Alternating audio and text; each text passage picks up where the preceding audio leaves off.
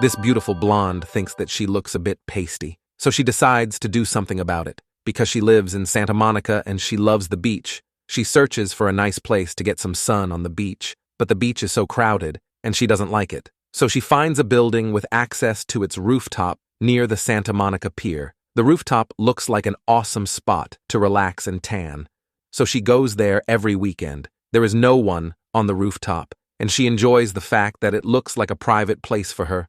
After going there for a few weeks, she realizes that no one can see her, so she decides to take off her swimsuit to get an all-over tan. As soon as she removes her clothes, the building's manager comes up and tells her that she needs to put her swimsuit back on. She complains, "Why? I have been coming to this place several weeks now and never saw anyone. When nobody can see me here, what's the difference? Why should I dress up?"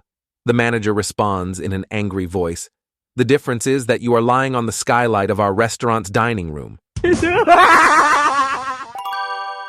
A couple visits a sex therapist. He asks, "What can I do for you? Will you watch us while we are making love? We're doing something wrong, and it could ruin the marriage." The therapist is a little puzzled, but agrees. After 15 minutes of passionate love, when they're finished, the therapist says, "I don't see anything wrong with the way you're having intercourse. Here's the name of a good marriage counselor. With their insurance, they only pay their copay of $35 for an office visit." 2 weeks go by, and they show up again. The marriage counselor says he can't help us. "Will you please try again?" The therapist agrees. This passionate lovemaking in front of the therapist continues every other week for about 2 months. Finally, the therapist has had enough and says, "I'm referring you to a doctor. What exactly do you two think is wrong?" The man says, "We know what's wrong. We can't go to her house because of her husband and can't use my house because of my wife. The cheapest hotel in town charges $150. With my insurance, you're our best option."